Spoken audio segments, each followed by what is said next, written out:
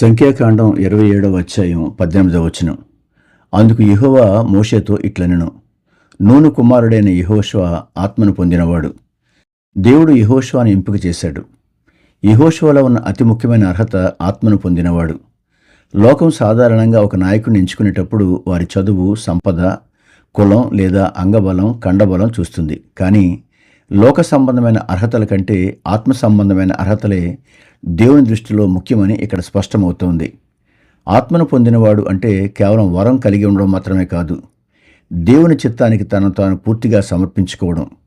మోషే కొండ మీదకి వెళ్ళినప్పుడు కానీ, గుడారంలో దేవునితో గడిపినప్పుడు కానీ యెహోషువ ఎప్పుడూ మోషే వెంటే ఉండి పరిచర్య చేసేవాడు.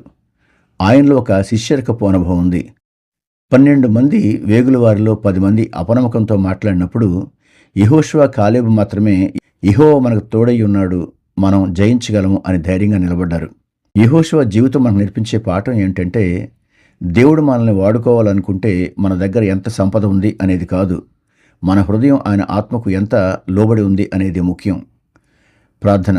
దేవా, యెహోషువ వలె నీ స్వరానికి లోబడే మనసు, నీ చిత్తాన్ని గుర్తించే జ్ఞానాన్ని వీరికి ప్రసాదించండి. శోధనలు ఎదురైనప్పుడు అధైర్యపడకుండా నీ వాగ్దానాల మీద నిలబడే శక్తిని ప్రసాదించమని, యెహోషువ వలె వీరు కూడా నీ ఆత్మచేత నడిపించబడి జయప్రదమైన జీవితాన్ని గడపాలని ఆశిస్తా ఉన్నాను. యేసుక్రీస్తు నామములో అడుగుచున్నాము తండ్రి, ఆమెన్. దేవుడు మిమ్మల్ని దీవించునుగాక.